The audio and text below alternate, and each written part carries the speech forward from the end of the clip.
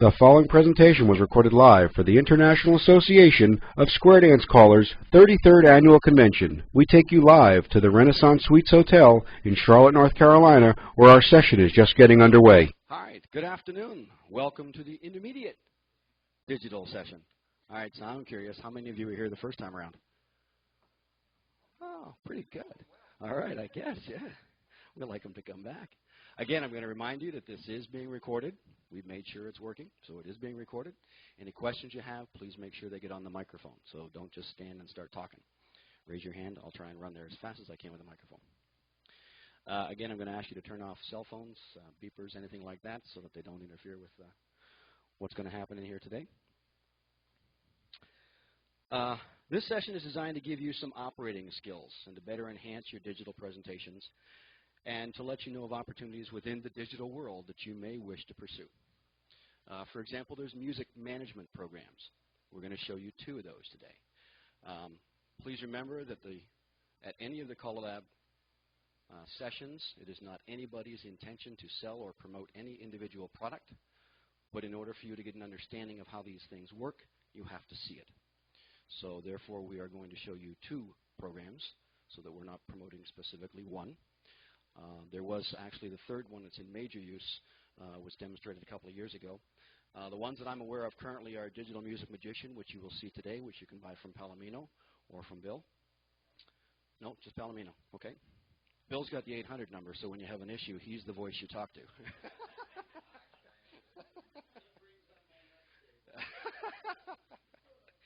And then there's the Cedar Square Dance System by Vic Cedar. There's SQ MP3 Gold by Dave Wilson. There's Dance Master, and I can't come up with Clark's last name. It escapes me. Godfrey. Thank you. Clark Godfrey. And then there's SquareView, and I'm not sure who the author of that is. Thomas Baronhead in Germany. All right, so there's options out there, and each of these programs is designed with you in mind as the end user. All right, each of these programs has very specific qualities that you as an end user would be interested in. It's up to you as the end user to determine which program you want to use. They do have similarities. Some of them do have differences. So it's up to you to go and look at these programs, investigate them, decide which one best suits your needs if you choose to go laptop. If you're not going to go laptop, they don't mean anything to you.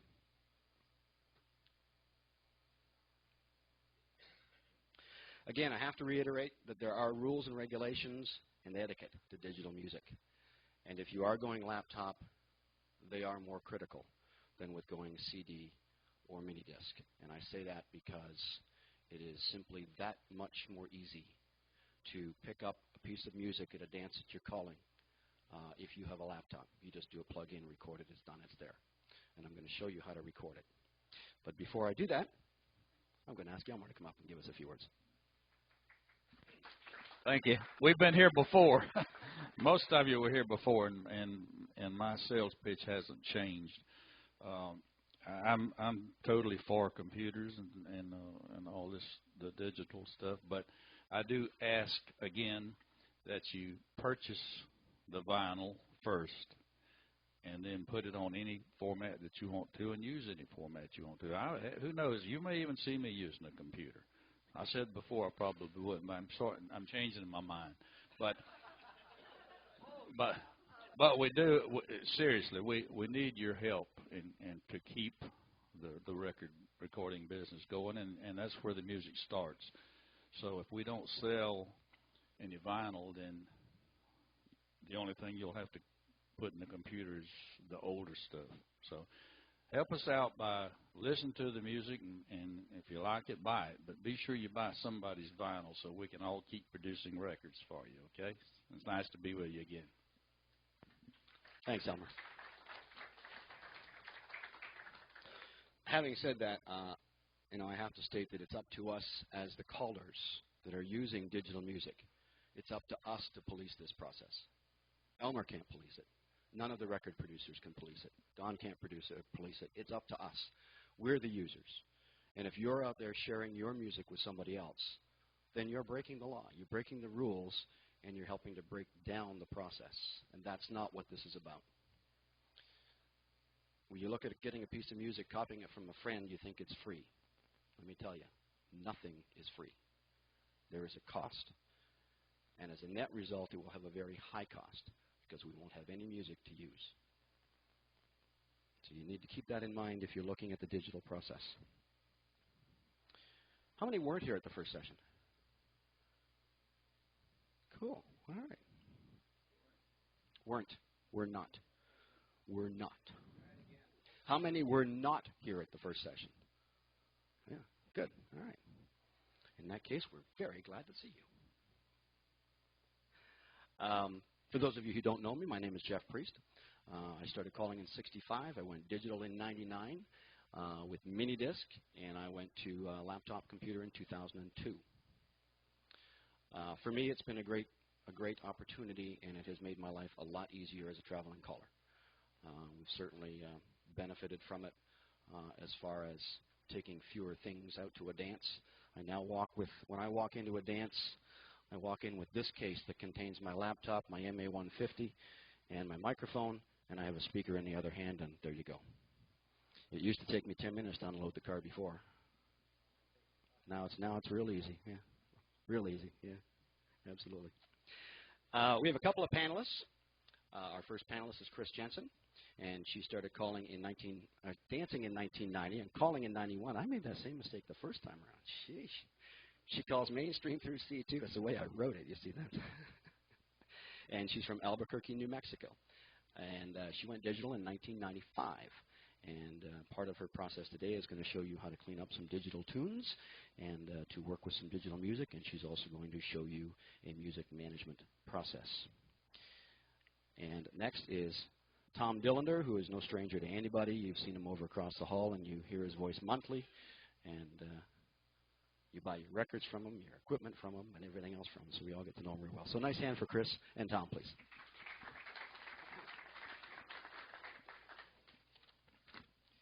What we're going to do first, and I wasn't going to do this, but it seems I'm the only one that has a laptop with an actual line in.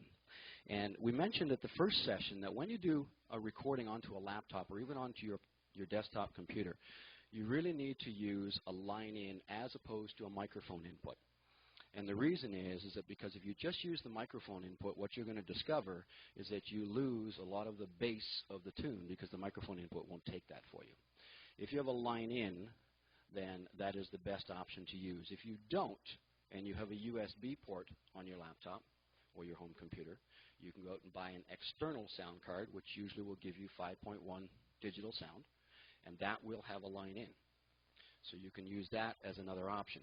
But today, just to give you a quick demo on recording, as Tom mentioned earlier in the first session, and you can go and fish on the internet and find all kinds of programs out there. There are lots that are free, but remember, free is usually incomplete.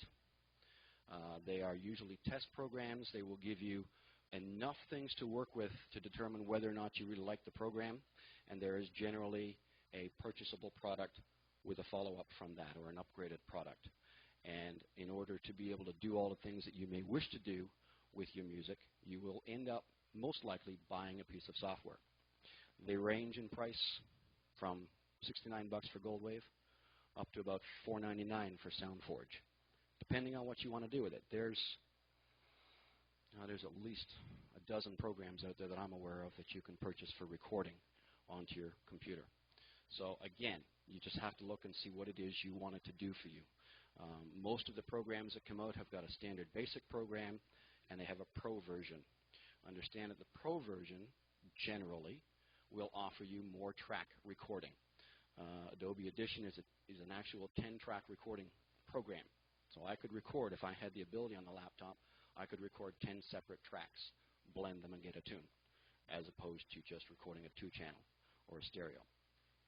I'm going to demonstrate a recording here. Tom found a record, although I'm actually not going to clean that record up.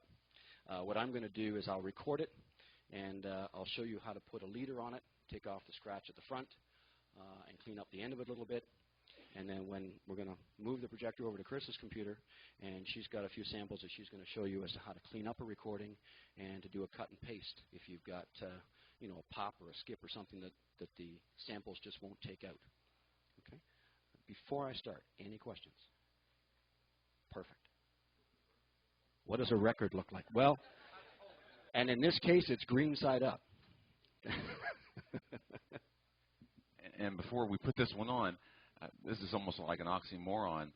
The song title is Beautiful Noise, and that's not what we're going to have when we put this on. I just realized what I pulled out of my case. I think that was a good choice. Ooh, I'm squeaky there.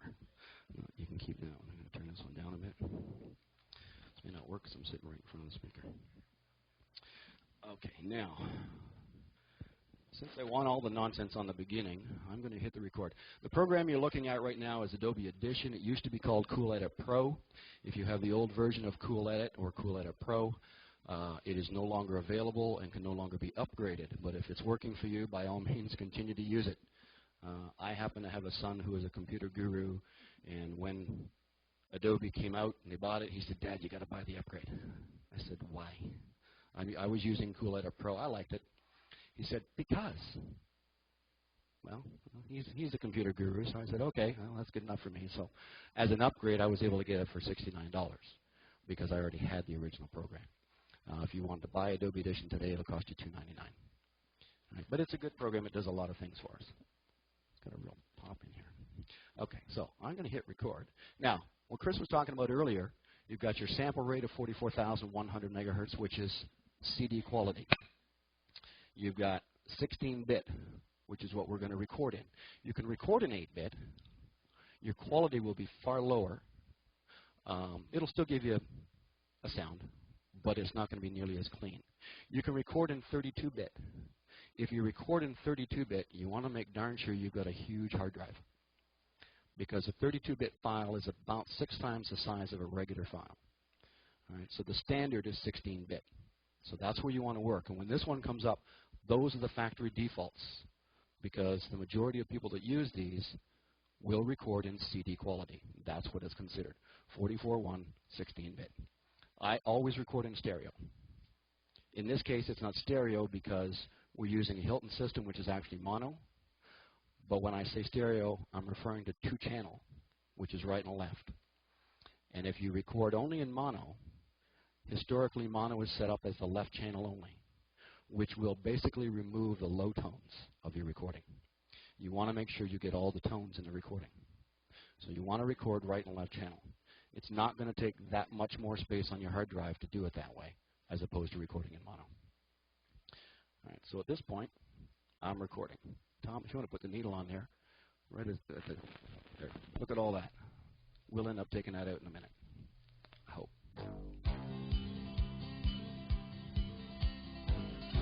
Stuttering.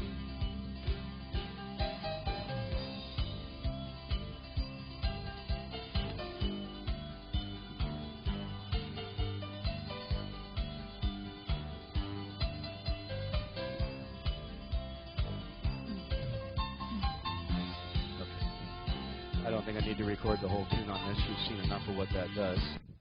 All right, so that's got a blank on there now. I hit stop, and it shows me the whole picture in the window. Now we play it back. Bear with me for a second. Would you turn off the, I have to switch the plugs on here. Because what I want to do for you is play it back out of the computer. I knew I was going to knock that off. Thanks. While he's doing that, I'll make one real quick comment. Whether you have the old 96 version, the Pro version, or the new versions, those screens look the same, okay? So don't panic. They look the same. The graphs look the same. All the little clicks that he made before that on the 44 1000s, the 16-bit, and all those. And I just want to tell you that when I do a little bit of the cleanup, just to show you some basic process for cleaning up things, I'm going to be using a different program. But you'll see that the waveform will look pretty much the same. The controls are different, but the waveform will look the same. Do we want to? Now, one of the things that I don't know whether it was intentional on his choice or not, but when I'm recording like this, I intentionally want to pick up the needle noise at the beginning of the record. Absolutely. Don't spend a lot of time trying to hit the first note of the song. You actually want the beginning of that, and he's going to show you and tell you why. Do we have a question? Wait, hang on. Wait. Need a mic.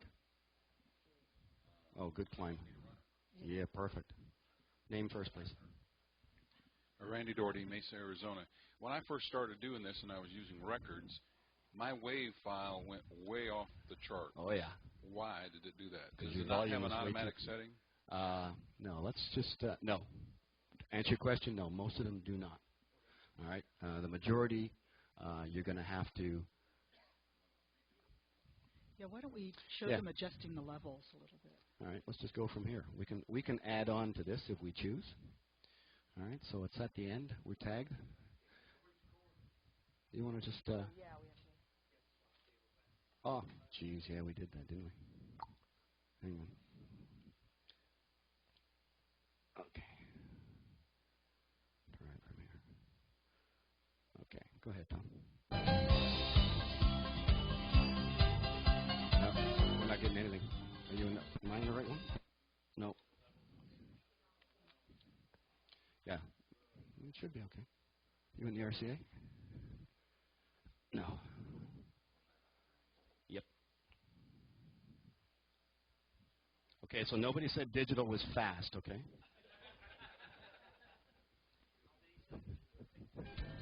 There we go. All right, so what you had, and I'm going to take my line in volume, which is right here. I'm going to increase that. Okay, now you push yours. There you go. All right. Okay, so now that has to be, you can't record like that because what you're getting basically is junk. And I'll let you hear how that sounds going back. Okay. You in there? Oh, you've never seen that little chart? That actually is if you go down here and you click your little speaker, that brings you up the Windows volume control. All right, and that gives you all the options that you want to deal with. And I'll put that back where it really belongs. Okay. Perfect. Now, all right, so let's play that back to you digitally so you can hear how lousy it sounds. Now we got to change that. Did you? Hang on. Hang on. Let's start from the beginning, because what you're gonna find is that when this actually plays back, it isn't going to sound all that bad to you. What you will notice is that it does go off the screen, because the parts that it's cut out. Okay, so there's your volume there. Don't adjust anything. That's what we initially recorded. Watch it pop into the red as soon as it hits that bar. Boom. It's distorted. All right, so can you hear that distortion in there?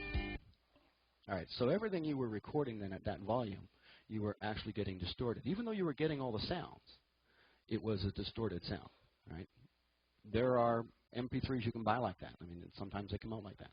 If you take a store-bought CD and you can get it into your computer and you can get to look at it, you'll find that there are several points where they peak, where they actually hit a distortion point. It's just in their recording process. All right, so with this particular program, I'm going to remove that part because we really don't want to deal too much with that. All right, so we got a piece there we don't like. We highlight it.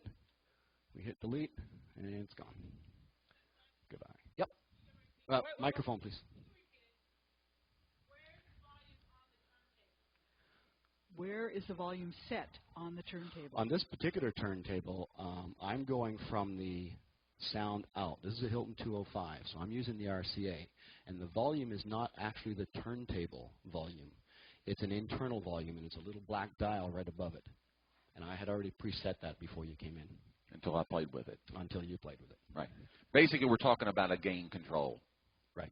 On the newer turntables, we're talking about a gain control because that impacts dramatically the record level. Okay. Notice when he first started how soft it was. Even though he turned up the control on the computer sound card, we weren't getting off the charts. It still wasn't blowing. And I reached over here and adjusted the gain, and it went off the chart. You have to work that out. There is no presets. That's something you're going to have to work out. And it's going to change from record to record. Right, and it's going to be determined by your device, your laptop, your mini disc, your computer, your desk computer, whatever, because it's based on the sensitivity of your sound card. Okay, we have a question back Yep. here.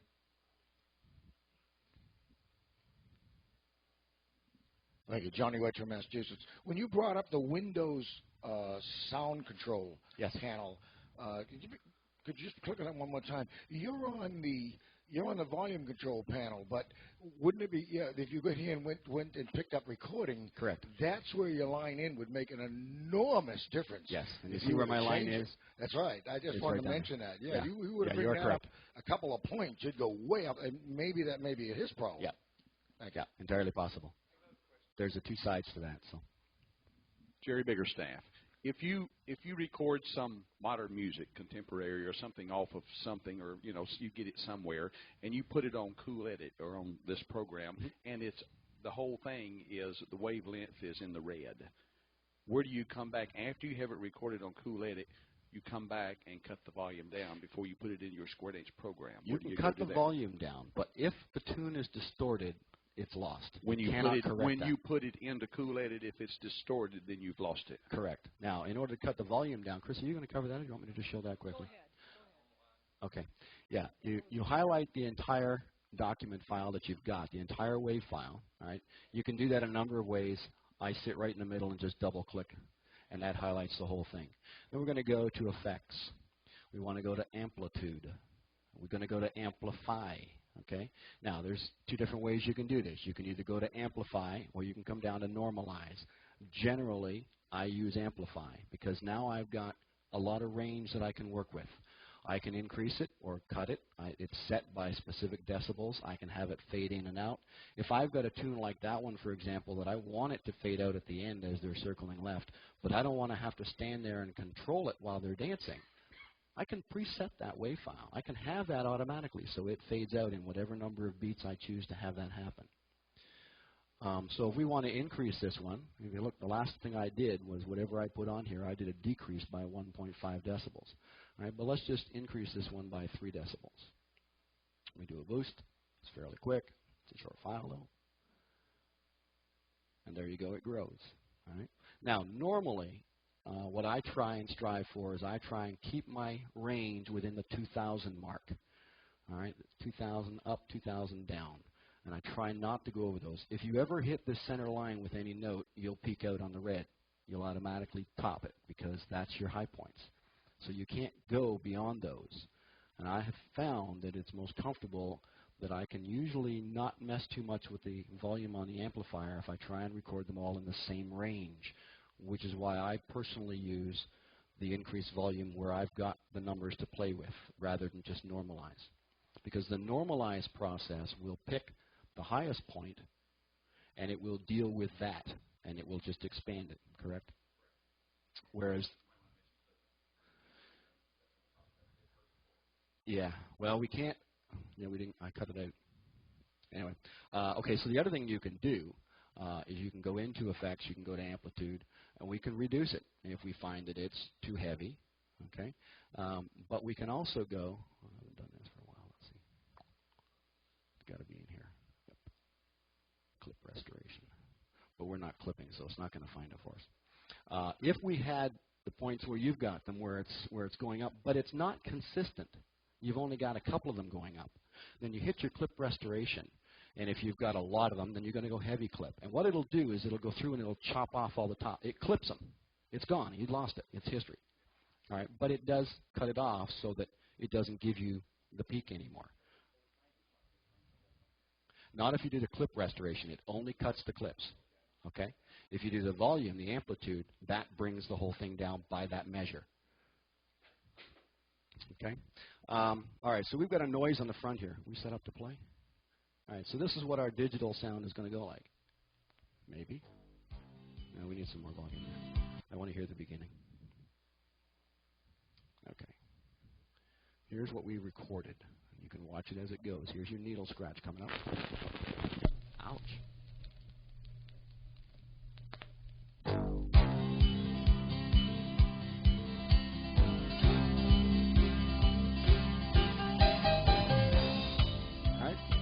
And that's what you're going to have at your dance. And if you do nothing more with this, you're going to be playing a record at your dance. Because that's exactly what it sounds like. Now, what you can do with this, and one of these programs gives you the ability to expand. All I'm doing is wheeling the mouse. I'm just moving the mouse. I want to find exactly where the tune starts. All right, and it looks to me like it would be there. Perfect. That's my first note. All right. So now I'm going to hold that down with my left mouse, and I'm going to go right over to the very end, and I'm going to say, now let's do it this way. I'm going to generate a silence, and I'm going to make that silence 2 seconds, because that's what I put on the front of all my records. All right. So I hit 2-second silence. Yeah, actually, I did. I started to use 3, and lately I've been putting only 2 on. I just find that sometimes 3 is just a little long. 2 works. Okay, now we've lost everything. All we have there is 2 seconds. All right, so let's just go like that. That little button right there closes it back up to a normal wave file. All right, now we'll start at the beginning again. Isn't that clean? No record scratch, no nothing. Starts right on the first note. And we do have a little bit of noise on there. Although the noise isn't horrendous, it's not nearly as bad as I thought it was going to be. We'll take all this junk off the end, because we don't need it to do what we're going to do. And we'll just do a real quick noise reduction. We're going to go to hiss reduction. Now I've got, when I first started doing a lot of my records, as I said, I started calling in 1965. So I've got some records that are 40 years old. They've been used a lot, because for the first 34 years of my calling career, that's what I called with, was records. So they were scratchy. And I found that some of them, no matter how much I washed them, they just didn't clean up. And what they offered me here with the standard, the light, and the high hiss reduction just weren't quite enough. So I played and created my own. This was not an easy task. I spent about 3 hours developing that one setting. And if you look at this, when I click on this, what it changes is the floor size. It changes your precision factor. And all I did was I just messed with those until I came up with something that sounded reasonable to me. Understand that anything you do here degrades the product. It degrades the finished product. You are affecting what you're listening to. However, what you have to decide is if that degradation is worth the quality of sound you're getting. I've determined it is for me. All right, we don't have a whole lot on this. We'll just do a standard hiss reduction. So we'll click that. We'll say OK. Yep. That's the other thing I love about this program. It's very forgiving. All right, so we've done a standard hiss reduction on that. Let's hit play. Anybody notice a difference? All right, let's see how much of a difference we notice.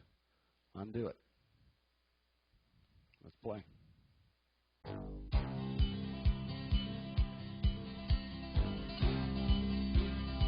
You hear the crackles that are in there now with it undone? Oh, by the way, not only can you undo it, I liked it after all. I'm going to redo it. Just hear the beginning 2 notes. There's no sound in there at all for those beginning 2 notes that we had initially. Okay, so if we do it this way, we'll undo it again. Oh, but there's no limit to it, by the way.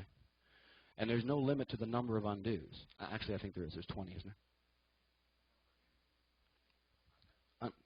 You just keep going. Yeah, yeah. But just, oh, jeez. Oh, that should have been on the microphone. Bill said Tom has never made a mistake. Wait a minute. I'm the priest.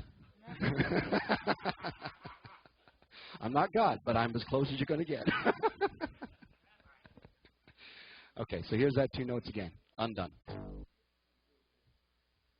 Listen to static. Okay? So that's what you can do with putting an older record onto your system. Tom's going to talk. Perfect. Just a comment. There are ways to do this. I'm not sure how many, since we didn't rehearse this, I'm not sure how many ways he's going to explore doing this. It's the only way? Yep. Okay. At the risk of getting hung up to dry, I don't do the 2-second clearance at the beginning. I sample that and take that sample and do the entire song, because for some reason I believe that if I have needle noise at the beginning of the record, I probably have needle noise all the way through the song. Okay, okay. Okay. Are you going to do that? Enough said. Okay. For those of you that weren't watching, I just undid everything I've done. There's the original scratch at the very beginning. I was going to do that, but if Chris is going to do that, that's great. We'll let her copy because she's already got that set up to do. Okay, so there's a quick process on recording. using Adobe Audition, and I will tell you that the interface on this matches the majority of recording software out there. All right, you're going to be looking at very similar screens no matter what product you purchase. Some of the words are a little bit different, but they all basically offer the same type of thing to you. You can do your amplification. If you've got something you want to do sound effects on, by all means, go ahead, knock yourself out and have a ball with it, because you can have a lot of fun with it. The other thing that I had on that, you want me to show that harmonizing one? Okay. I got to go find it now. No, I won't do that. Never mind. Okay. We're going to, actually, I'm going to turn over to Chris, but we've got to take 10 seconds here and switch machines. Any questions? We have questions while they're making a change? Actually, I think I'll do the running. Okay. I'll run. I need the exercise.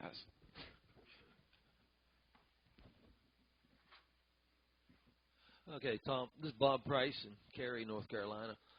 I was interested in the variations of sound cards. Some laptops don't seem to have a good digitizer on the thing, and as with some PCs, so you know, we all know that we can spend several $100s just on a sound card. Did you want to talk a little bit about the quality of the digitizing when after we get through the program? As far as software, it starts as little as $10, and you can spend $200 on a sound card. You can buy enhancement to your sound card, do plugins for your sound cards. Keep in mind, with software like this, you don't have to spend a fortune on the sound card, okay? And this has so many presets and so many opportunities to change things, you're almost wasting your money. You just need a good line in to pick up the signal. You really don't need all the extra stuff if you have a piece of software. Jack McConnell, Hendersonville, North Carolina. The only question I have, when I record my music, I record it onto my desktop because it's just easier for me to do that in a different room. And then I apply it to a disk and download that into my laptop, which is perfectly legal, I understand.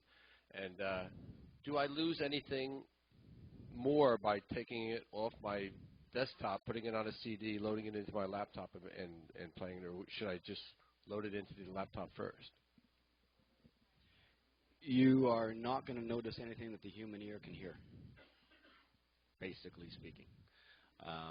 Yes, to answer your question, yes, the digital format will lose something through those transfers. You've done 3 transfers. But you would never notice any sound degradation by doing simply that. Question? Yeah. Robert Kennedy, North Carolina. I noticed on the Hilton website that they recommend not using AC300, the original AC300, to use a 75 as opposed to a 300. One of the issues with the 300, as I understand it, is that it just doesn't have the processors inside to give you the right sound. The other problem is when you're working with the different amplifiers. Chris held up all of our wires earlier. I have a selection of cables that we use to hook into the various amplifiers. Using the older 300s, you need a 1/4 inch, and it goes on the top of the deck behind the tone arm. If you're using one of those and you're working with a caller who uses records, please, when you're finished your tip, unplug it, because as soon as you plug that in, you disable the tone arm. It no longer functions. All right, so you need to pull that out. But for recording purposes, you're better off to use the 75, the 100, the 201, the 205. They're your best machines for recording. And the 100 and the 205 are really the best machines for recording because they've got the front deck. They have the devices built right into the amplifier that will give you the proper feed to your laptop without blowing your sound card. Chris? There's another question. Another one? Butch Adams, Winchester, Virginia. Recently, I just found out something I thought was very interesting, too. I have a couple of laptops, and one of the laptops didn't have a line in, so I bought an external sound card. I actually bought the little plug-in sound card, and the sound card I got was a Sound Blaster plug-in, and it has a special plug to take the music out to run it to 3 or 4 different types of speaker systems.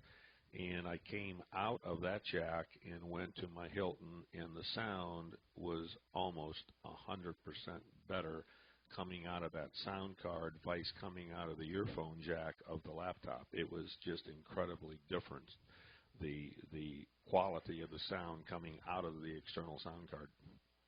I believe that. You need to understand that the majority of laptops are not designed for sound. They're designed for business. They're designed for guys who are flying on airplanes and people who are traveling to do presentations and things like that. They're really not designed for sound. Their sound cards are not quality sound cards. They have an opportunity that you can use, but if you buy one of the older machines or you have one of the older machines, guaranteed your sound card is not a quality product. You may want to look at getting the external card. It's going to give you a much better sound out. Yeah, they're, I don't know, anywhere from $40 to $100 depending on what you want. I purchased the actual laptop plug-in on the side. They were normally, PCMI card. They were normally $120. They had them on sale for $90. But you can buy the same exact thing in the separate little box, and on sale it was $39.99. Not on sale, I think it was $49.99. Does the same thing, except it's just one more box you got laying somewhere. That's why I bought, because of working the festival, being up on the table or something. The other thing you need to caution on is if you do that, 90% of laptops require you to disable the onboard sound card or that external will not work. It will, the computer will not see that sound card if you leave the onboard sound card enabled. So you have to go and disable it through your process. Okay, we need to carry on. Chris? All right. I want to make first a couple of disclaimers. One, I started calling in 91 and I switched to digital in 94 or 95, which means that I did not wear out my records very much. Well, that means they all sound good. That means they all sounded pretty good when I recorded them, so I didn't have to do a lot of adjusting and playing around with noise. That being said, what I found for you to do today was a really old record that I had bought from somebody in a pile of used records, so I did have something. The other thing I want to say is that I actually do all of my sound processing on a Macintosh. So I am using this Windows machine because that's what I use to play my music, and I have that. But I do all my sound processing on a Mac. The program that I'm using right now is called Audacity. It is a free, as in free beer, free on the internet program that is an open source development program. They make it for Macintosh, Windows, Linux, what have you. And it does not have all the features of the program that Jeff was using, but it's, it's getting there, and it gets new features all the time. It's being constantly upgraded by people all over the world who are working on it. So if you don't want to go off and spend $299 on, what was it? On Adobe's program, Audition.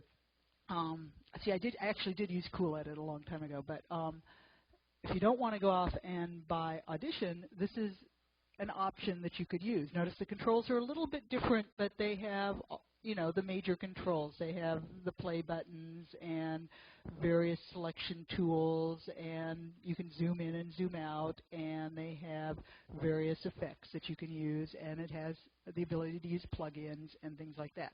So that is an option. Just so that you know, as they talked about, there are a dozen programs out there that you can use, ranging from free to big bucks. This is not a trial version. This is a program where you get whatever it is you get, and you can keep upgrading it all the time. All right, we talked about getting rid of noise. So this is when I started playing the program, and this is my needle noise here, and then some noise there, and then the sound starts. So let's see what it sounds like. First of all, let me take off all this stuff before I put the needle down. And again, it's your usual select, edit, and cut it, and it's gone. All right, so play. Maybe need a little more volume. So yeah. All right, so let's start it over so you can hear all the noise, because it's a pretty noisy old hoedown.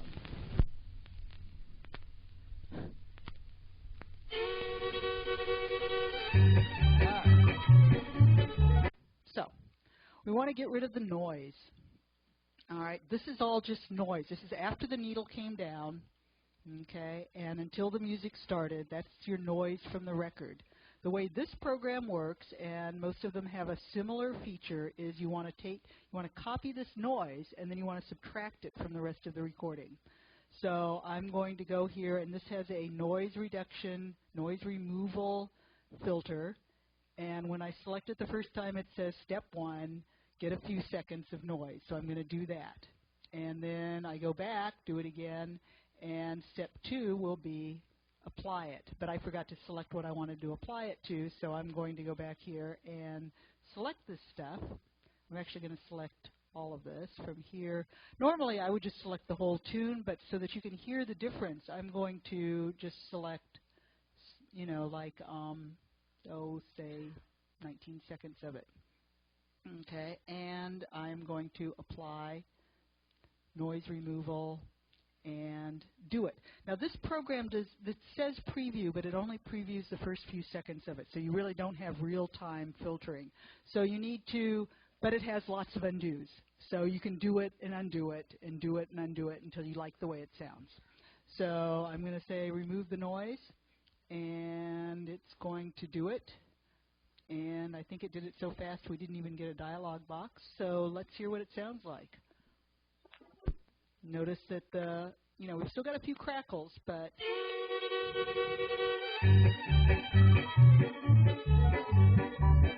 all right, it definitely changed the music, but it got rid of the noise. And I'm going to go over here and play, some of what we noised and what we didn't do on noise, and so you can hear the difference there. So we'll do a few seconds before and after. So this is while we were still doing it. It's still denoising. And here's where the noise came back in. So that's the kind of results that you can get pretty quickly, without a lot of work. You just have to have some noise at the beginning of the record, sample it, and denoise it. This program also has a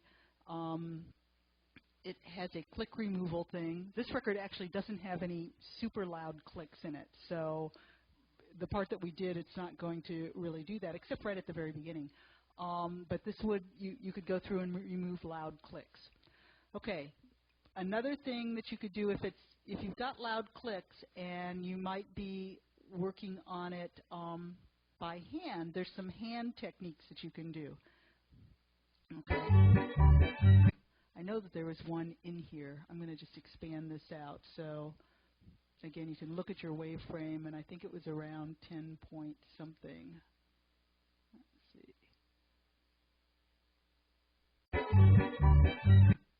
Maybe a little beyond that. Anyway, I actually did try to preview this and get into listening to some of the noise so I could do the clicks. But well, let me go back just so that you can see this so I don't waste time. Go back to the very beginning. You see all these pops and things here. Okay, if I select that and expand it out really far, okay, see that little blip there? That was that little noisy thing. I can actually go in here. Now, purists will say that I'm changing, if this was in the middle of the music, I'm changing the music by taking out a little tiny bit, a couple of samples of the sound. And it's your choice. You can do it and listen to it and see if you notice the change in tempo. This is not in the music, so I didn't do that. But basically, the technique would be just to cut it. We're just taking it out of there, so I could just delete it. And it would be gone, and if you were listening to that and it was in the music, you can decide whether it's worth the little tempo change to get rid of a pop. Okay, this is Bob Price. Why wouldn't you zero it rather than cut it? Because cutting it removes that piece of time. Well, zeroing it leaves the time there. Okay, I would do it just probably by cutting it. Somebody else might do it by changing the levels. You could actually draw a thing. If I did it by changing it to silence, I might hear that more. I mean, your ear might be sensitive to hear the silence rather than just the. Okay, I'm going to be frank and say I don't know. If somebody else has another answer to that one, I've always just done it by cutting it out. Cutting it's the best from what I've discovered, because you're right. If you put a silence piece in there, you could hear that. And that would be more disturbing than just a little than timing. Just a little blip. What you're looking at on that screen is less, I'm going to guess, but it's about 1/100th of a second or less. Yeah. So your human ear isn't going to hear it anyway, but you're going to hear the pop. Right. Right. And, you know, again, this is not, I'm just going to go in there and see if I can find that little pop. Tom's coming for the mic. The way I kind of explain that is you hear a pop, but you don't hear nothing. Does that make sense? I'm not sure. Okay. That's the way I would answer that. You can hear a pop, but you don't hear nothing. So there's really two ways to go. The other thing I was going to mention is Chris does it this way. I personally take the pop out of the beginning before I sample, if I know it's there. Oh, yeah, right. Okay. Right. That would have actually been better. Yeah, that's what I do. I just can't hear it from here. Oh, I wanted to make one point, and that is that if you really want to do this right, you get good headphones, and you listen to it through headphones. Okay, don't try doing it through the speaker or through, even worse, through your computer speaker. Yes, or through your yak stack because you're only hearing half of it. Yeah.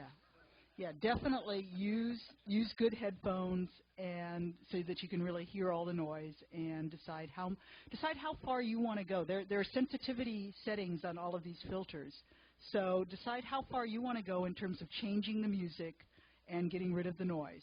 Because the more noise, the more harshly you subtract the noise, the more you're going to change the quality of the music. All right, so virtually every sound editing program that I've looked at has this feature of selecting some noise and subtracting it from the music. And in general, that does an okay job, but it does change the quality of the music. Virgil? Virgil Forbes from Maryland.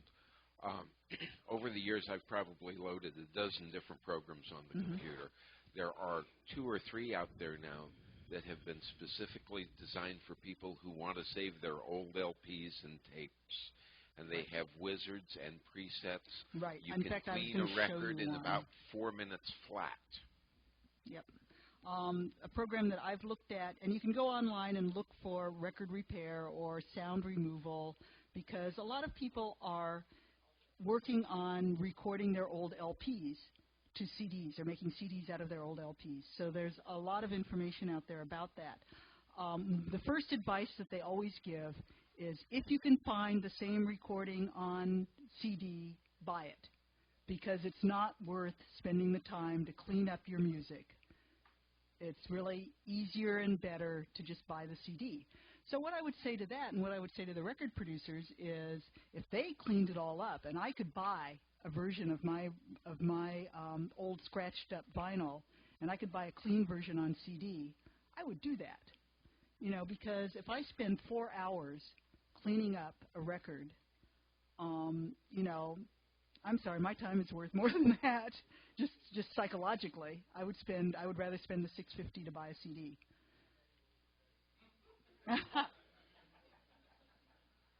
That missed the microphone. What'd you say, Elmer? He said, "How many will I take?" How many will she take? Okay. All right. So I did download a program called Wave Repair. This is one that is designed specifically to do record repair, and notice that it does have it did have a trial mode, so you can use it for a few days without buying it. And here is, let's see, can I do that? So I load in the program. I had to change this one to stereo for it to even do it, and it's got various controls. You can use it to record music, and then it's got a declicking, noise reduction. Again, the same idea. You get the fingerprint, you decrackle it, you can reduce noise. So it's a similar idea of the other one. And, you know, I would suggest taking a look at these. This program, I think, is $30, and it's designed specifically for doing this. It also, the guys who wrote its website has a wealth of information on recording vinyl and cleaning it up and putting it out on CD. Recording it to CD. So check it out. I mean, we could spend hours here doing this, and I'm not going to. Yeah. I talk to people daily about these processes, and from people using old 78s, restoring them, from producers that have the original 2-track tapes that were put in storage 45 years ago. So what Chris is saying, some of us are actually spending those 4 to 6 hours per tune fixing some of this up. Okay, this is one, I'm sorry, I didn't really mean to do that. This is one that was cleaned up with that other program with wave repair, and I did denoising, decrackling, I normalized it, and this is what I got from that. So, you know, that's not bad, I'd use that. Okay, now if I can figure out how to stop it. There we go. All right. So you can do that, and that was a fairly quick process. I just went through and used his presets and just did it. So there you go. That's a program to look at. It's called Wave Repair. Okay, now one of the things that I was also going to look at is how to, we talked about removing scratches and pops a little bit. Some people ask about removing vocals from, I use a lot of alternative music, as those of you who have been coming here for a while know. And sometimes you get music and it has vocals, and you might want to use it for pattern, you want to get rid of the vocals. That is not an easy process, but it can be done, and it can be more effective than others. There's actually hardware that you can get that will do it, and there are other things. I did some vocal reduction. The technique for doing it is basically, first of all, it's got to be stereo, and you have to get it directly from the CD.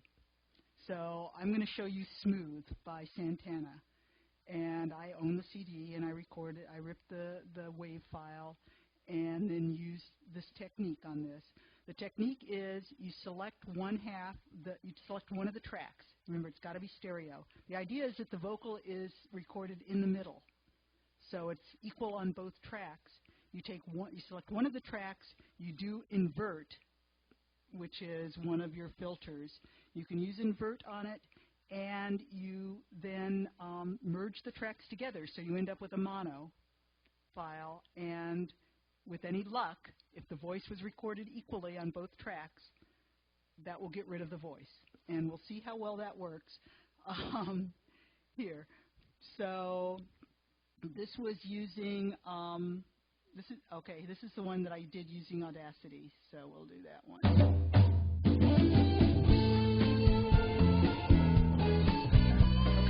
Tell you when the vocal comes in.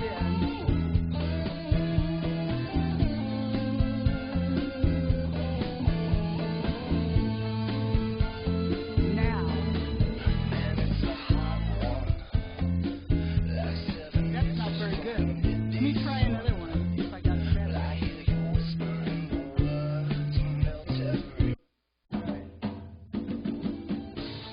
Notice the sound went way down. I think that was actually original when we mislabeled it.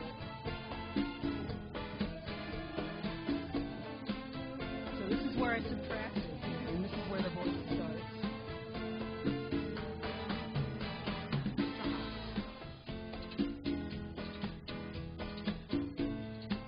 Virtually no voice at all. No voice, yeah. Yeah, the music went down. It went way down. So I'm glad you heard the original first. So that's the background vocals, which are on a different track. Right. One of the record producers here may correct me on this, but my understanding is that years ago, when records were recorded, the voice was actually recorded on the 2-channel, and because so many people got involved in karaoke and figured out very quickly that they could remove those voices, they were using the actual pop recordings to get the benefit of the professional bands, and they were removing the voices.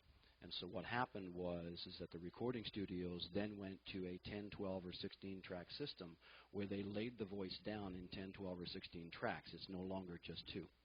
And so they really, truly embedded it right into the music.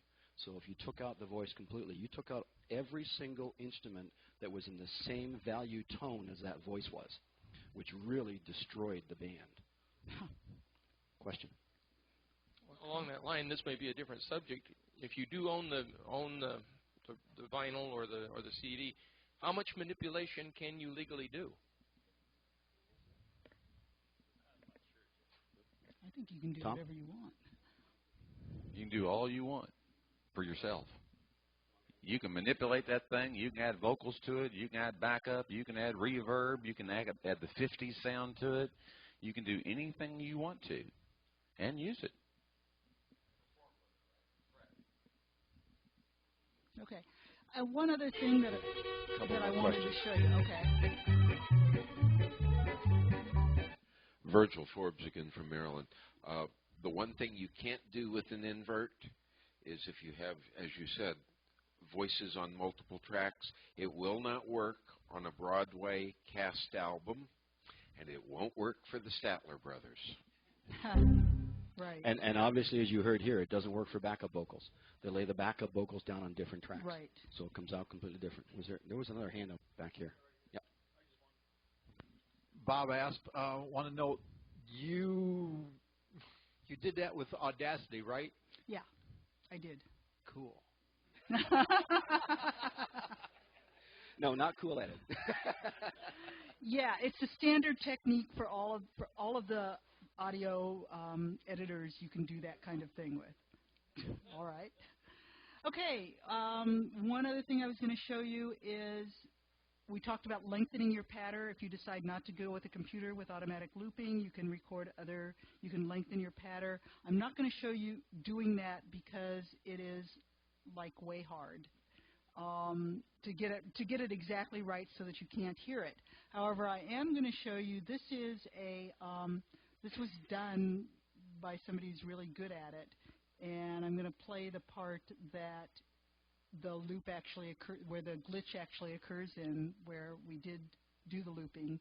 You basically do it by copying a part of the song and pasting it and pasting it and pasting it. You can make it as long as you want. What that requires is being very careful as to what parts you're copying so that you match it with beats, you match it with the music itself, the tune and the beats, and get it at what they call a zero crossing, where you have basically you want to make it so that there's no audible change in levels when you paste it, so that otherwise you'll get a pop. And if you paste it in the wrong place, the middle of your patter becomes syncopated.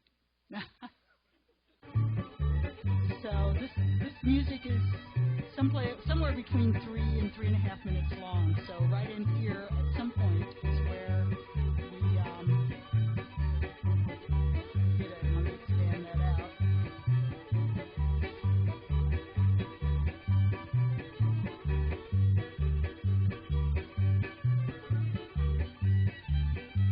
It's already done it. We've already transferred.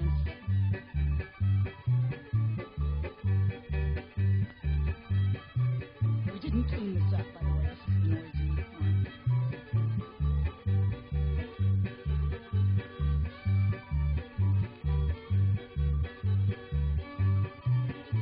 We already did the loop. It's already in the new section. You couldn't hear where it was.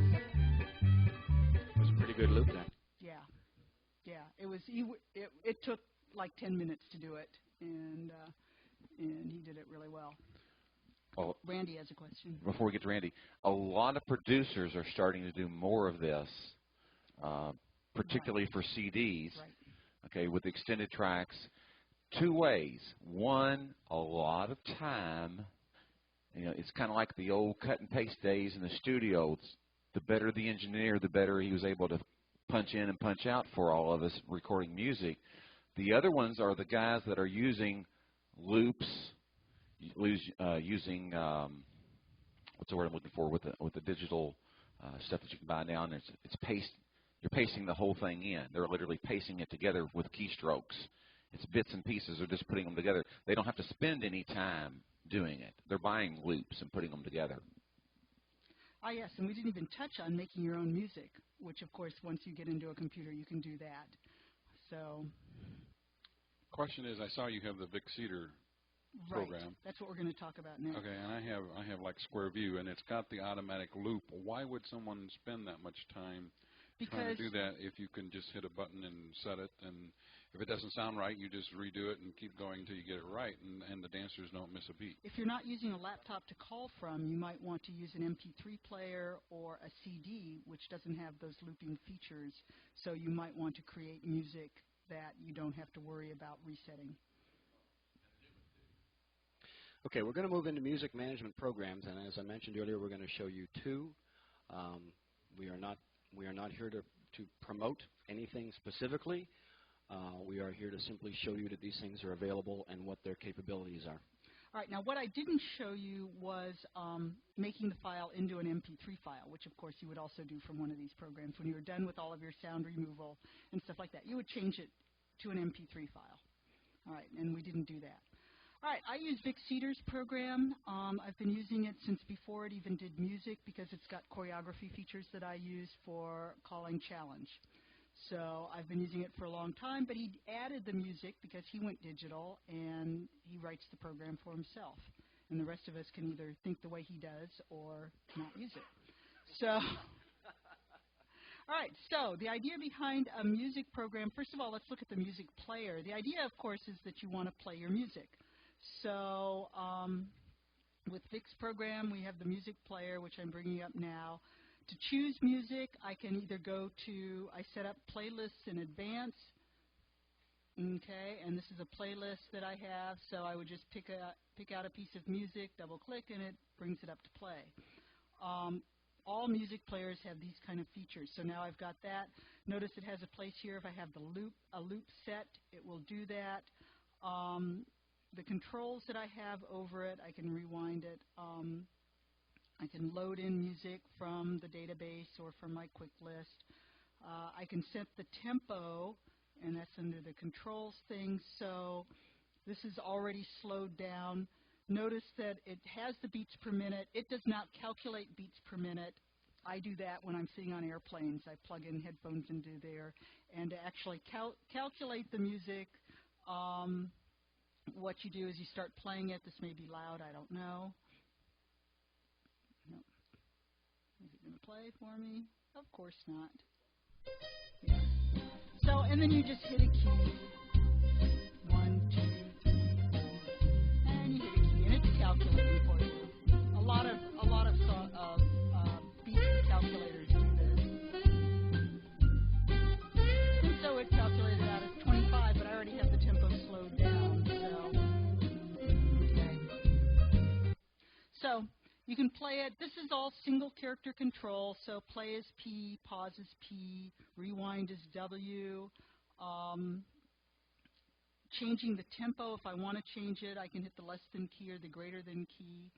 So if you do that, you can watch the tempo change up here. So you can change it to whatever you want, and it doesn't change the pitch. Okay, notice that it's set to use Winamp to play from. And I'm changing the tempo using the Chronotron plugin. There are other plugins that you can get to do that. You can also, with the appropriate plugins, you can change pitch as well without changing tempo. So I actually didn't show you that. I tend to change my pitch using a sound editor. And let me zip back to this. If I wanted to change the pitch on this, I would go to Effect and use Change Pitch. And I can bring it up or down by half tones and change the pitch. I'll do that here just for the heck of it. Well, so you can see how it works. So I could just say change it up to G, which would be 1 half tone, but let me change it up to really a lot.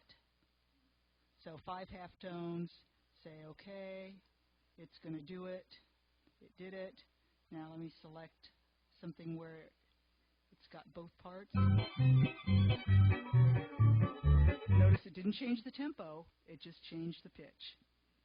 Okay. So so I do that to my records before I play, while I'm in this stage rather than while I'm playing them. Anyway, back to Vic's program. Okay, so he stores, the point of a music management program is all the records are stored in the database. And in your database, you can keep track of the label, the label number. You can give it ratings. You can keep track of the genres. All of the programs have features like this. You can set your loop points, loop beginning, loop ends, keep track of your beats per minute. I actually use this quite a bit. What date was the music added? Did I add it to my database? Because then I can just go through and find all the recent ones and play all my new toys. And such like that. So you can also filter. He has it set up so I can filter by patters. So this will just find all the ones that I have marked as patter records. I have all my non-traditional songs marked, so I can actually go in and find those really easily if I want particular kinds of music. Entering all this information into the database, that's another thing to pay attention to. What I like to pay attention to when I'm looking at a program is how easy is it to enter the data and how easy is it to use. With Fix program, to enter data, if you label your records correctly, and if you'll notice that Tieho rag that I was using, the way I entered the song title was I had the title, hyphen, the label, hyphen, and the label number. And when I import into Vic's program, he parses that and uses that information to, so we're entering into the database part now. He uses that information to enter the field. So I'm going to tell it to do edit, add new music. Okay. No, I didn't want to do that one. That was the wrong thing. Cancel. That would let me add things individually. I'm going to do import music files from folder. And I added that TAO rag into this folder. So it's going to go in and do that, and I have to find the right folder, which it's not set up to do. So desktop. Remember, I'm not a Windows user. My computer, local disk D, MP3s, and I put that file in there, so I'm hoping that this will work. But I didn't change it to an MP3 file, so it didn't. But if I had new MP3 files in there, it would find it. Okay, the other thing you want to think about is using your cue sheets. If I go up to this player and I hit C, it's going to load in. I have my cue sheets in there as HTML files. This is my own format, and I've associated the MP3 file with the HTML file. Yes? Jay Silva from New Hampshire. How did you load in your cue sheets? Did you type them in? Did you scan them in? Okay, I typed them in. However, let me just say that Vic's program has a database available, so you can actually go in. Notice up here it has cue sheet database. When you download the program and buy it from Vic, he also provides a database of cue sheets. And if your records are in his database and you've entered your records in with the correct information, it will actually automatically match up cue sheets from his database with your songs, and you can do it that way. And this looks like a mess, but that's a redraw issue. So, you know, you can find a cue sheet here, and we'll say, okay, we want to look at it, and I can look at it in HTML format, and so that's his format for cue sheets. Okay, and then I can load that into the database and associate it. If I had that record, I could associate it with that one. And then in Vic's program, when you're actually calling a dance, I did it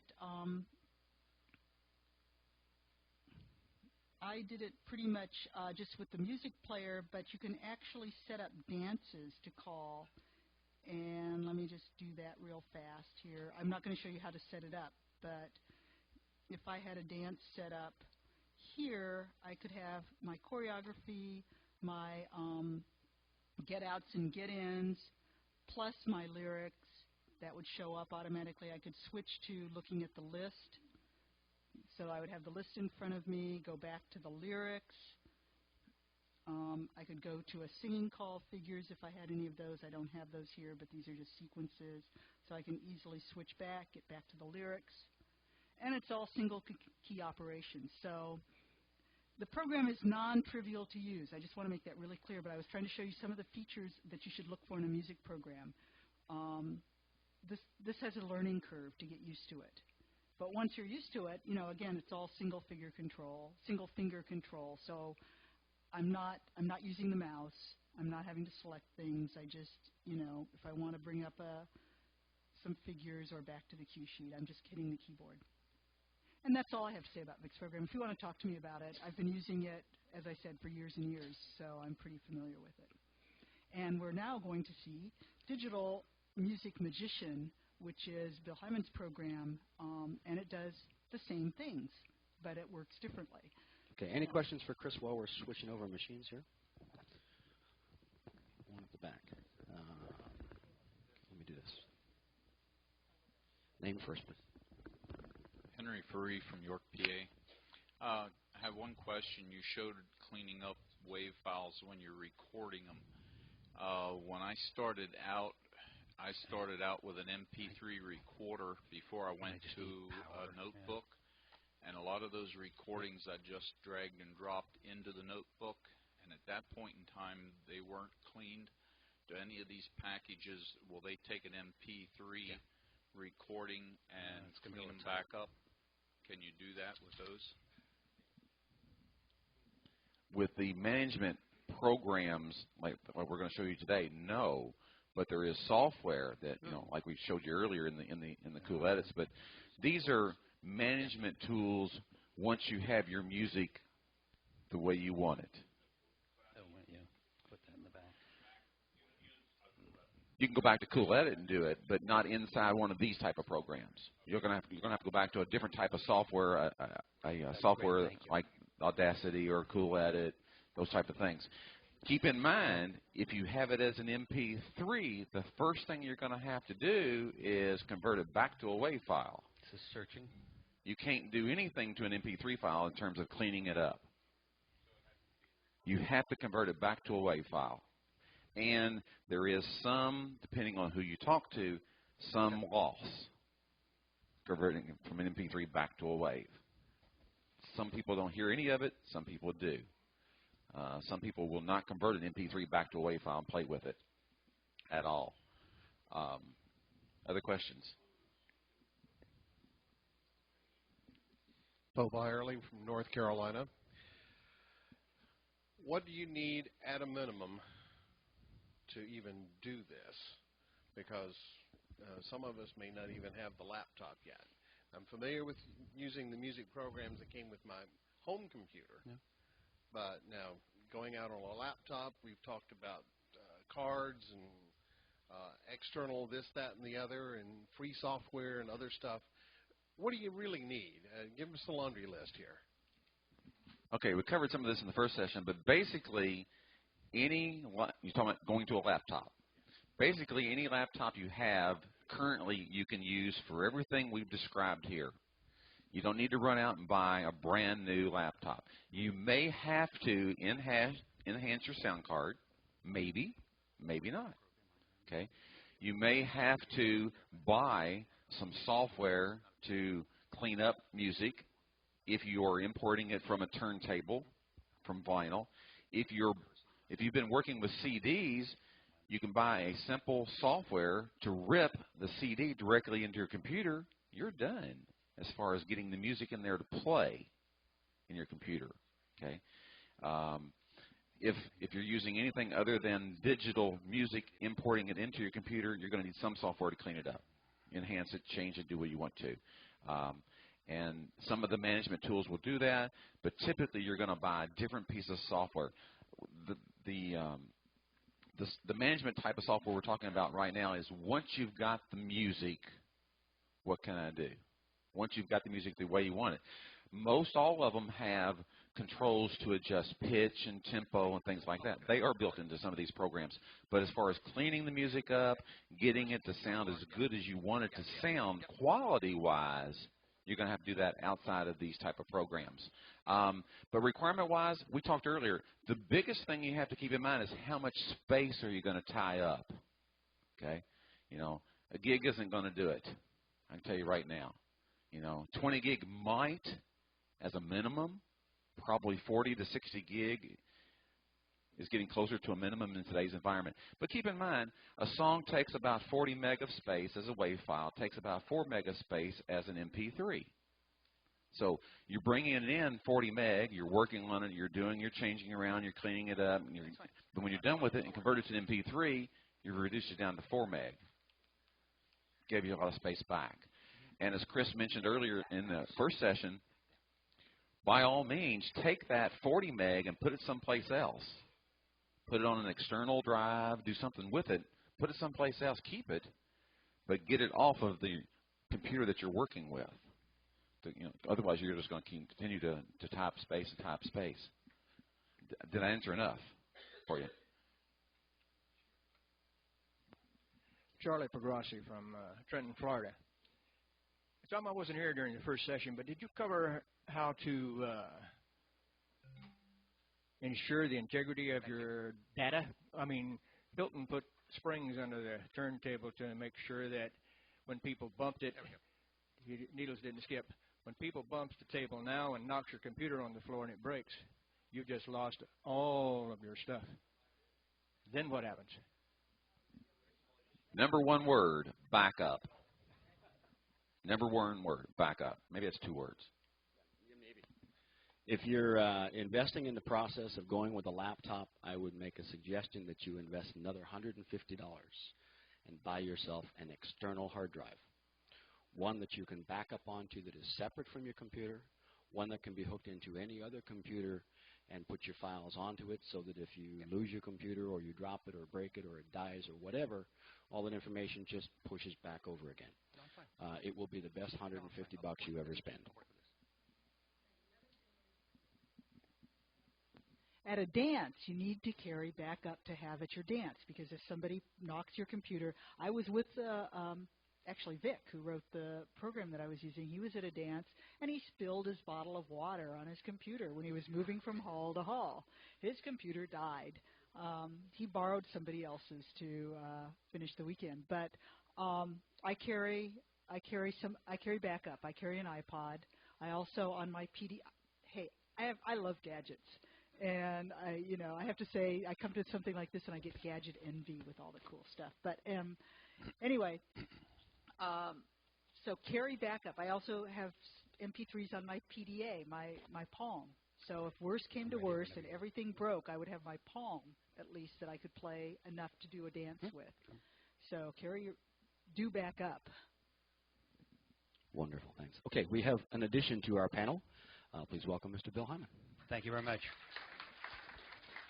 It's always real comfortable to sit down at somebody else's machine that you've never seen in front of 30 people. It's actually one of my personal favorites, okay? The fact is I've never seen this library before, so I'm obviously not sure what's in there. But the realities are really very simple.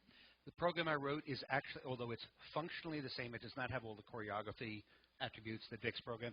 Vic's program, really, you can, while you're calling a plus dance, you can design C4 routines, in the other window. It really is a very, very sophisticated program. I wrote a program for what I describe as the middle 90% of the caller pack. Okay, people who don't need all of those sophistications. It's essentially a player program, and I will say it the way I actually originally designed it. It was designed for short, fat-fingered 65-year-olds who wear bifocals. That was actually the design paradigm that I told my young developer. I said, we need to make buttons big, no small buttons, make it large, make all fonts adjustable so that when you stand away from the machine, you can actually see what's going on there. We also have keystrokes for everything. There are hotkeys you'll see across the top. I'll just very briefly review the thing there. But we have keystrokes. We have done mostly one key commands in there, except towards the bottom you'll see that there are a series of shift and control-E keys. Those are duplicates actually of competitors' programs because some people are using multiple programs. Jeff and Andrea are, in fact, people like that. They use my program primarily for Andrea, a little bit for Jeff, but he's using the Vic Cedar program for all of the more advanced and challenged things. So what we did is we put all of the other, we put the key commands that you would find in another program, so you don't have to learn any new keystrokes if you happen to go between programs. We thought it would be convenient, and it would frankly encourage people, if they're on one of the other programs, that there would be less of a learning curve. In addition to that, on that very subject, we also put in, there are 4 ways actually to import music into the library. We actually put in the 4th one very recently, and that is to import from another library. If you have a Vic Cedar program, you've got 1,500 tunes in your library, and you'd like to try Music Magician on a free demo, you can simply load his whole library simply by typing the path in here for the music, the path down at the bottom for the cue sheet, and it fills the whole library with every song that's in the other program without moving the files and without disabling the other program. How annoyed would you be if I got you to try and use a demo? Load his whole library simply by typing the path in here for the music, the path down at the bottom for the cue sheet, and it fills the whole library with every song that's in the other program without moving the files and without disabling the other program. How annoyed would you be if I got you to try and use a demo and my program inadvertently lifted 1,000 tunes out of one program and popped it into the other? That would not be a pleasant day for either of us. So being smarter than that, I avoided that problem. Anyway, so let's just close this up here. The way to do it is you double-click on a song, and when you double-click on that song, the cue sheet comes up, and you can play it. You can use the mouse to play it, and I don't know where the sound situation is here. There it is. Thank you. You can control volume 4 ways.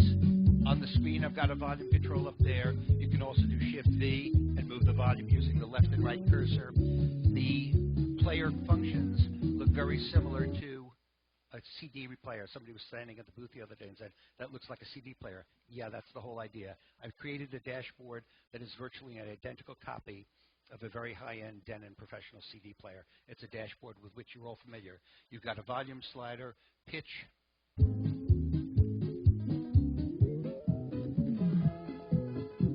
up or down, anything you want. Notice the tempo didn't change.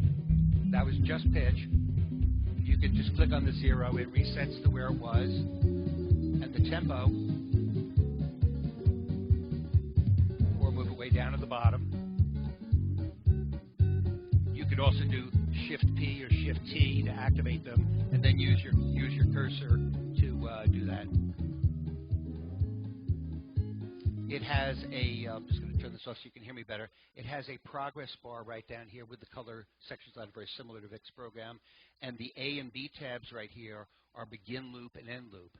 When you load a song into the computer, it automatically reads how long the song is, and I made a conceptual decision.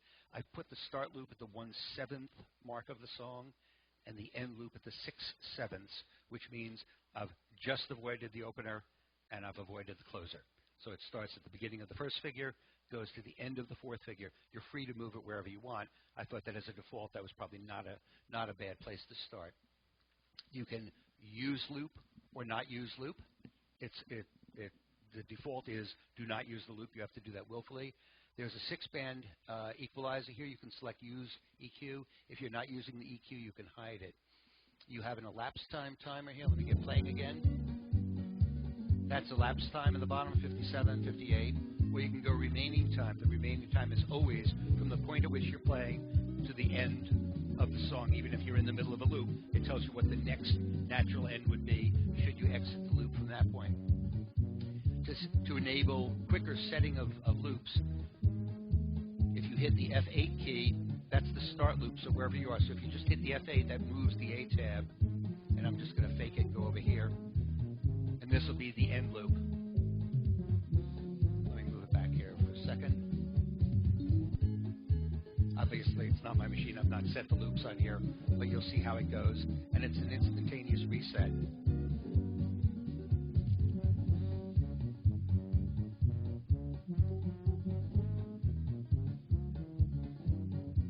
Needless to say, you certainly want to spend a little bit of time nudging that. What you do is you move the tab to get the large adjustments, and this is the nudge bar down here, and you move it in thousandths.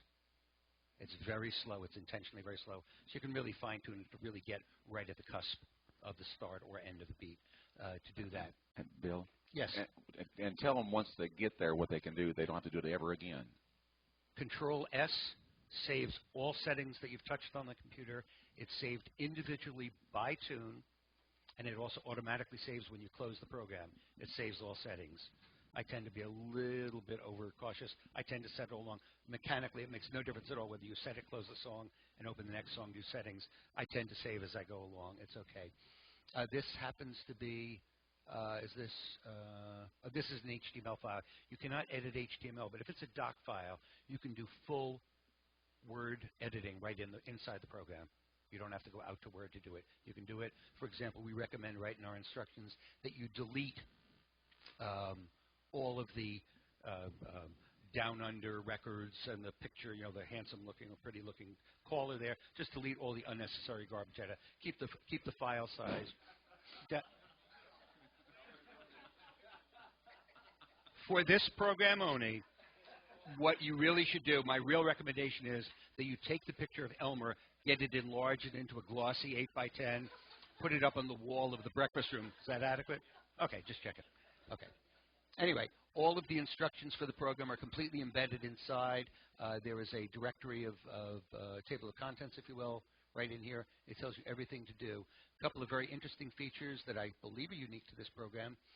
You can copy this, use this program on any number of computers which are principally yours that are used by you.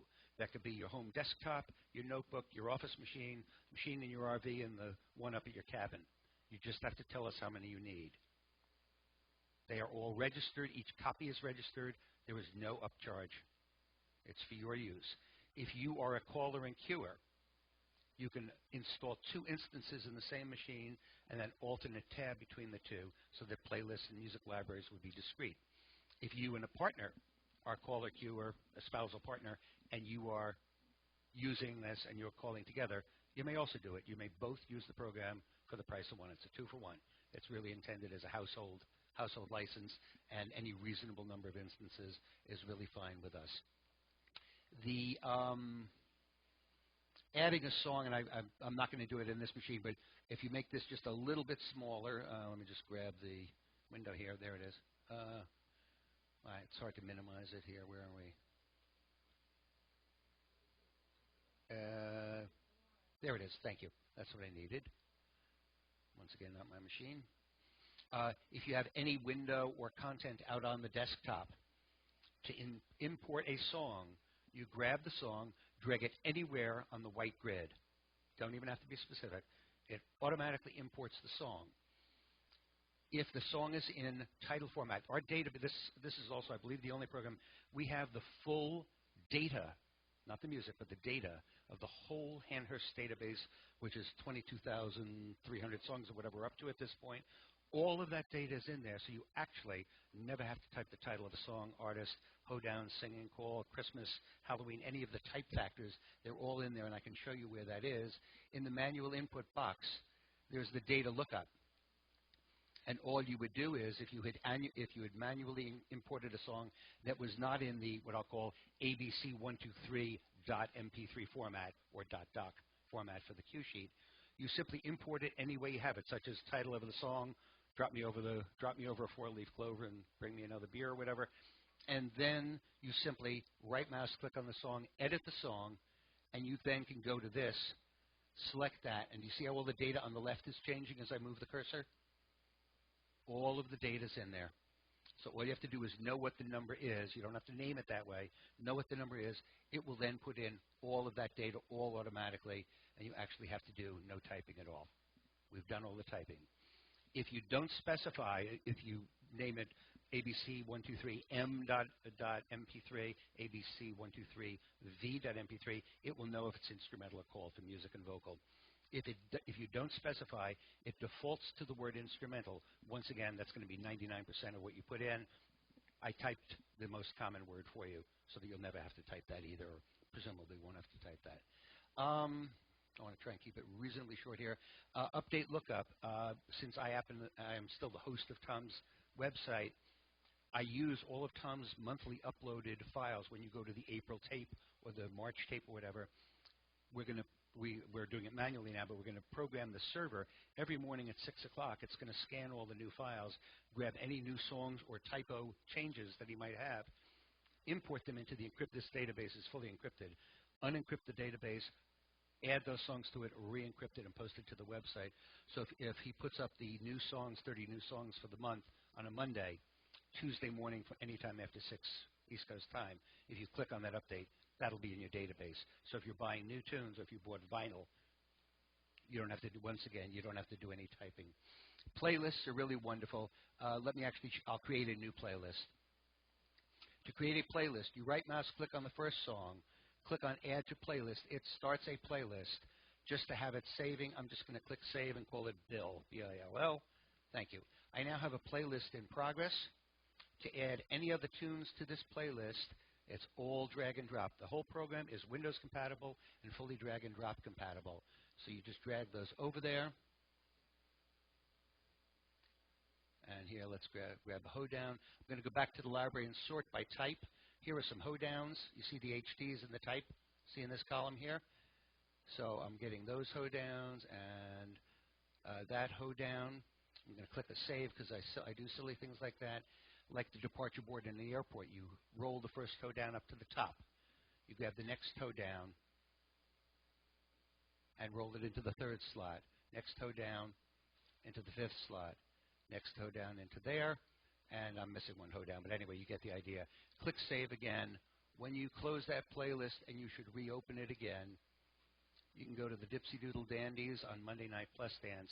Your whole program is done. For the rest of the evening, all you will touch is the space bar.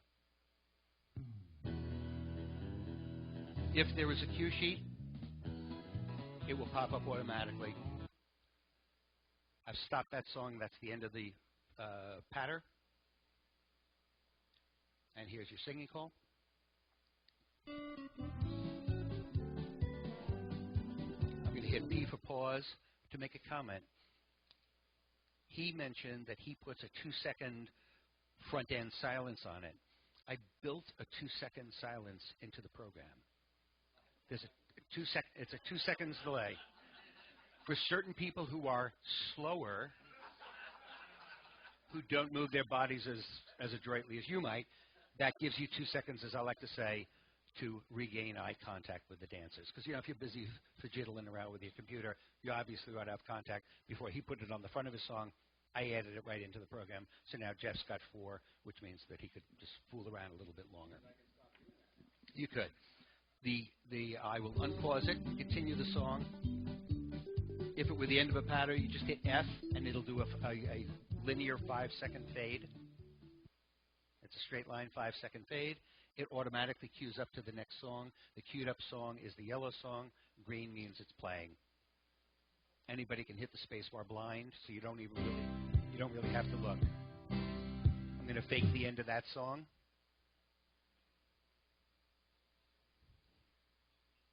And the cue sheet was there on this one.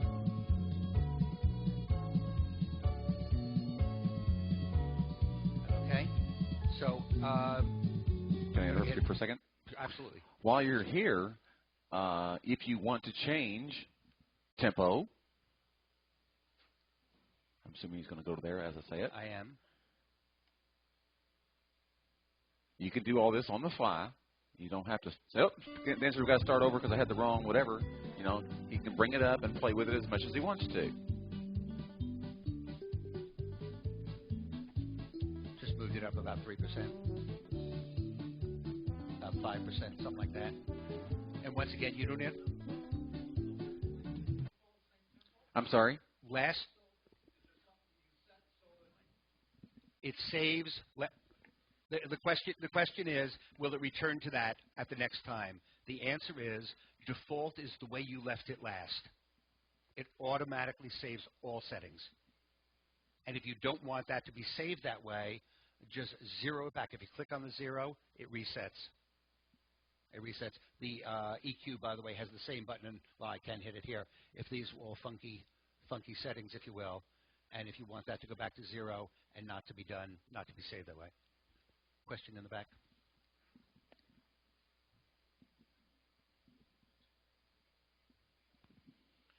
Do you have a hotkey to increase that tempo other than using the mouse?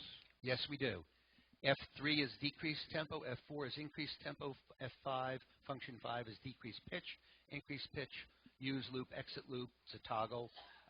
Set loop starting point, that was the 8 before. F9 I did already for you. F11 brings the instructions up.